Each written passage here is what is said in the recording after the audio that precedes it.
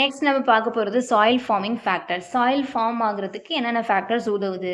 So first one வந்து பார்த்தீங்கன்னா வந்து டாக்குச்சிவ் இருக்கார் இல்லையா? டாக்குச்சிவ் யாரு? Father of soil science. இவர் வந்து என்ன பண்ணாருன்னா 1889ல சாயில் உருவாகுறதுக்கு ஒரு 3 ஃபேக்டர் இருக்கு அப்படின்னு சொல்லிட்டு அவர் சொல்றாரு. S=F ஆஃப் PCO, அதாவது சாயில் ஃபார்மிங் ஃபேக்டர்ஸ் என்னென்ன அப்படின்னு பார்த்தீங்கன்னா, Pனா பேரண்ட் மெட்டீரியல், Cனா வந்து கிளைமேட், Oனா ஆர்கானிசம்ஸ். இந்த 3 தான் ஃபேக்டர்ஸ் அப்படின்னு அவரு சொல்லியிருப்பார். அதுக்கப்புறம் வந்து ஜென்னி வந்து என்ன சொல்லியிருப்பார் அப்படின்னா 1941ல இன்னும் எக்ஸ்ட்ராவா 2 ஃபேக்டர் சொல்லியிருப்பாங்க. அதே பேரண்ட் மெட்டீரியல்ஸ், கிளைமேட், ஆர்கானிசம், இன்னொன்று ரிலீஃப் அண்ட் இன்னொன்று டைம். ஸோ இன்னும் எக்ஸ்ட்ரா 2 இது சொல்லியிருப்பாங்க. அண்ட் ப்ளஸ் ஏதாவது வந்து அன்ஸ்பெசிஃபைட் ஃபேக்டர்ஸும் இருக்கும். என்னதான் நம்ம காரணம் இதனால உருவாகலாம், அதனால சாயில் வரலாம்னு சொன்னாலும் நம்மளால சொல்லப்பட முடியாத சில ஃபேக்டர்ஸும் இருந்துட்டு தான் இருக்கும் அப்படின்னு சொல்லிட்டு ஜென்னி சொல்லியிருப்பாங்க. ஸோ இந்த ஒவ்வொரு ஃபேக்டர்ஸை பற்றி நம்ம தனியாக பார்க்கலாம். ஃபர்ஸ்ட் ஒன் வந்து பார்த்தீங்கன்னா வந்து பேரண்ட் மெட்டீரியல். ஸோ ஓகேவா, பேரண்ட் மெட்டீரியல்னா என்ன? ஃபஸ்ட்டு ஒரு சாயில் உருவாகக்கூடிய ஃபஸ்ட் அது இனிஷியலாக எப்படி இருக்கும், ஒரு பாறை, அதுதான் பேரண்ட் மெட்டீரியல். ஸோ இந்த பேரண்ட் மெட்டீரியல் எப்படி இருக்குதோ, இப்போ குழந்தைங்கலாம் எப்படி இருப்பாங்க, பேரண்ட் எப்படி இருக்காங்களோ அவங்க கலர் மாதிரியே இருப்பாங்க. கிட்டத்தட்ட அவங்க சைஸ் எல்லாம் சில பேருக்கு அப்படியே வந்து இன்ஹெரிட் ஆகும் இல்லையா?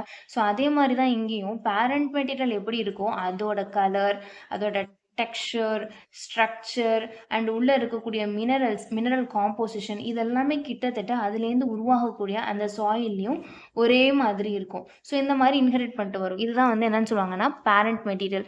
எக்ஸாம்பிள் எடுத்துட்டிங்க அப்படின்னா ரெட் சாண்ட்ஸ்டோன். ஓகே, ரெட் சாண்ட்ஸ்டோன்லேருந்து ஒரு சாயில் உருவாகுது அப்படின்னா அந்த சாயில் என்ன கலரில் இருக்கும்? ரெட் கலரில் இருக்கும். ஸோ இந்த மாதிரி தான் ஒரு ஒரு சாயில் ஃபார்மேஷனுக்கு இது ஒரு ஃபேக்டராக இருக்குது. ஓகேவா, நெக்ஸ்ட் ஒன்று வந்து பார்த்தீங்க அப்படின்னா கிளைமேட்னா என்ன? டெம்பரேச்சராக இருக்கலாம், ப்ரெசிபிடேஷன் எந்த ஃபார்மில் வேணால் இருக்கலாம். ரெயின்ஃபாலாக இருக்கலாம், ஸ்னோஃபாலாக இருக்கலாம், எதை வேணால் இருக்கலாம். ஸோ டெம்பரேச்சர், ப்ரெசிபிடேஷன், அதான் டெம்பரேச்சர்லேயே ஹீட் வந்துடும், அப்புறம் ஃப்ரோஸ்ட், இந்த மாதிரி டிஃப்ரெண்ட் டைப்ஸ் ஆஃப் கிளைமேட்டிக் ஃபேக்டர்ஸும் இன்ஃப்ளூயன்ஸ் பண்ணும். இது எப்படி இன்ஃப்ளூயன்ஸ் பண்ணும் அப்படின்னு பார்த்தீங்கன்னா டேரெக்டாகவும் இன்ஃப்ளூயன்ஸ் பண்ணும், இன்டெரக்டாகவும் இன்ஃப்ளூயன்ஸ் பண்ணும். டேரெக்டாக எப்படி இன்ஃப்ளூயன்ஸ் பண்ணோம் அப்படின்னா டேரெக்டாகவே இப்போது நம்ம ஆல்ரெடி வந்து பார்த்துருக்கோம். என்னது? டெம்பரேச்சர்னால வந்து ராக் வந்து எக்ஸ்பேண்ட் ஆகும், அப்புறம் கான்ட்ராக்ட் ஆகும். ஸோ அதனால ராக் பிரேக் ஆகும். அதுக்கப்புறம் வந்து இன்கேஸ் வாட்டர் உள்ளே போகுது, உறையும், ஃப்ரீஸ் அண்ட் தா, அதனால் என்ன ஆகும்னா கிராக் வந்து இன்னும் டெவலப் ஆகி ராக் உடையும். ஸோ இந்த மாதிரி டைரெக்டாக இன்ஃப்ளூயன்ஸ் பண்ணுறது. இன்டைரக்டாக எப்படி இன்ஃப்ளூயன்ஸ் பண்ணோம்னா இந்த பர்டிகுலர் டெம்பரேச்சர் ப்ரெசிபிடேஷனால் அங்கே வந்து ஒரு சில ஃப்ளோரா அண்ட் ஃபானா வந்து வளரும் இல்லையா? ஃப்ளோரானா பிளான்ஸ், அந்த மாதிரி ஃபானானா அனிமல்ஸ். ஸோ இதெல்லாம் வளரும்ல. ஸோ இதோட இன்ஃப்ளூயன்ஸ்னால சாயில் வந்து ஃபார்ம் ஆகும். ஸோ அந்த மாதிரியும் நடக்கும், டைரெக்டாகவும் நடக்கும், இன்டைரக்டாகவும் நடக்கும். நெக்ஸ்ட் வந்து என்னது? ஆர்கானிசம்ஸ். ஆர்கானிசம்ஸ்னால் என்ன வேணால் இருக்கலாம். ஃபஸ்ட்டு மைக்ரோ ஆர்கானிசம்ஸ் என்ன பண்ணும்? Minerals and nutrient cycling. Okay, நியூட்ரியன்ஸை சப்ளை பண்ணுறது, அதை வந்து அது நிறையா டிரான்ஸ்ஃபர்மேஷன் நடக்கும், சைக்ளிங் நடந்துகிட்டே இருக்கும். அண்ட் ஏதாவது பிளான்ட்ஸ் இருக்கும், பிளான்ட் என்ன பண்ணும்? ரெசிடியூஸை ஆட் பண்ணும். அனிமல்ஸோட இறந்து போன அந்த வேஸ்ட்டாக இருக்கலாம், எக்ஸ்க்ரீட்டாவாக இருக்கலாம். அண்ட் வேறு என்ன? வார்ம்ஸ் இருக்கும், இன்செக்ட்ஸ் இருக்கும், பர்ரோவிங் அனிமல்ஸ். பர்ரோவிங்னா இந்த ரேட் இந்த மாதிரிலாம் அப்படி குடஞ்சி விட்டுரும் இல்லையா? ஸோ அதனால் வந்து சாயிலில் நிறைய சேஞ்சஸ் நடக்கும், ஏரேஷன் உருவாகும், அதனால் சாயில் உருவாகும். இந்த எர்த் வார்ம்லாம் என்ன பண்ணும் அப்படின்னா வந்து இருக்கக்கூடிய அந்த மெட்டீரியல்லாம் என்ன பண்ணும்? டீகம்போஸ் பண்ணும். ஸோ இதனால் ஒரு சாயில் வந்து ஒரு மாதிரியான ஃபேக்டர்ஸ்னால சேஞ்ச் ஆகும். ஸோ இதெல்லாம் வந்து ஆர்கானிசம். நெக்ஸ்ட் ஒன் வந்து பார்த்தீங்கன்னா வந்து ரிலீஃப் ஆர் டோப்போகிராஃபி ரெண்டுமே ஒன்று தான். ரிலீஃப் ஆர் டோப்போகிராஃபின்னா என்ன அர்த்தம்னா, அதாவது லேண்ட்ஸ்கேப் எப்படி இருக்குது, அது வந்து பிளைனாக இருக்கா, ஸ்லோப்பியாக இருக்கா, ஸோ இந்த மாதிரி சொல்கிறது.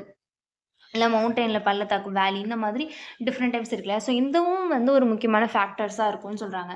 இப்போ ஒரு ஸ்லோப்பி ஏரியாலாம் எடுத்துக்கிட்டிங்க அப்படின்னா ரொம்ப முக்கியமாக ஈஸியாக வந்து இங்கே வந்து ரன் ஆஃப் வந்து ஜாஸ்தியாக இருக்கும். ரன் ஆஃப் ஜாஸ்தியாக இருக்கும்போது ஆட்டோமேட்டிக்காக மேலே இருக்கிற மண்ணெலாம் அரிச்சிட்டு வந்து கீழே தான் வந்து டெபாசிட் ஆகும். ஸோ அப்போ இந்த ஸ்லோப்பில் இருக்கக்கூடிய இடம் வந்து ரொம்ப புவர் சாயிலாகவும், இங்கே இருக்கிறது வந்து ரிச்சர் டெபாசிட்டாகவும் இருக்கும்.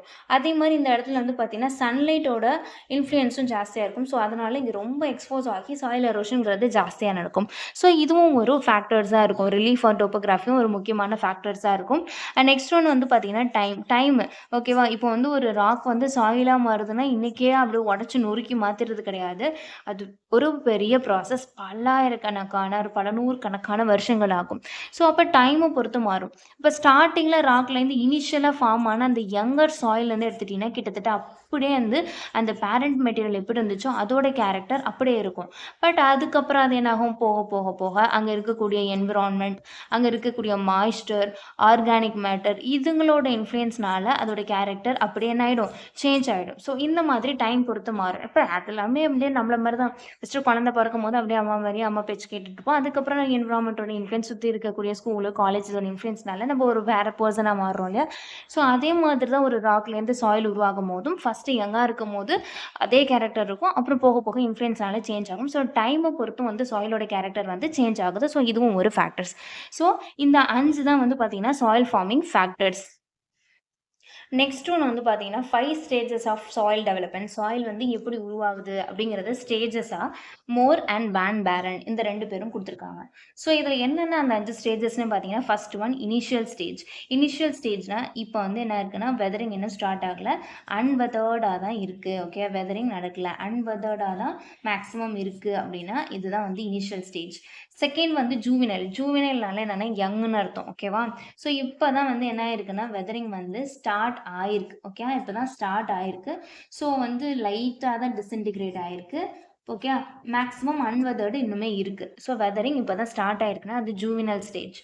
நெக்ஸ்ட் வந்து பார்த்தீங்கன்னா, விரைல் ஸ்டேஜ். நல்லா நினச்சுக்கோங்க. விரைல்னா ரொம்ப விருலன்ட்டா, ரொம்ப வந்து அதிகமா வெதரிங் வந்து ரொம்ப ஜாஸ்தியா நடக்கக்கூடிய ஸ்டேஜ் எதுன்னு கொஸ்டின்ல கேட்கலாம். ஸோ, வெதரிங் ரொம்ப ஜாஸ்தியா நடக்கக்கூடிய ஸ்டேஜ் எது? விரைல் ஸ்டேஜ். ஸோ, இந்த இடத்துல வெதரிங் வந்து ரொம்பவே வந்து ஜாஸ்தியா நடந்திருக்கும். ஓகே. ரொம்ப ஜாஸ்தியா நடந்திருக்கும். நல்லா டிஸின்டிகிரேட் ஆயிருக்கும். அண்ட் ஒரு சில அ ஒரு சில இது மட்டும் தான் பேலன்ஸ் இருக்கும். ஸோ, இதுக்கப்புறம் வெதரிங் அப்படிங்கிறது குறைஞ்சிரும். இந்த ஸ்டேஜ்க்கு அப்புறம் வெதரிங் நடக்கக்கூடிய அந்த ஸ்டேஜ் வந்து குறைஞ்சிரும். ஸோ, நெக்ஸ்ட் வந்து செனைல் ஸ்டேஜ். இந்த ஸ்டேஜ்ல ஃபுல்லாவே வந்து டிஸின்டிகிரேட் ஆயிருக்கும். ஓகேவா? கிட்டத்தட்ட எல்லாமே வந்து வெதரிங்கே முடிஞ்சிருக்கும். ரொம்ப ஒரு சிலது ரெசிஸ்டன்ட்டா இருக்கும். அப்படியே கரையவே கரையாது. அந்த மாரி இருக்கும். ஸோ, அது மட்டும் தான் இந்த ஸ்டேஜ்ல ரெசிஸ்டன்ட்டா இருக்கிற ஒரு சிலது மட்டும் தான் இந்த ஸ்டேஜ்ல பேலன்ஸ்ல இருக்கும்.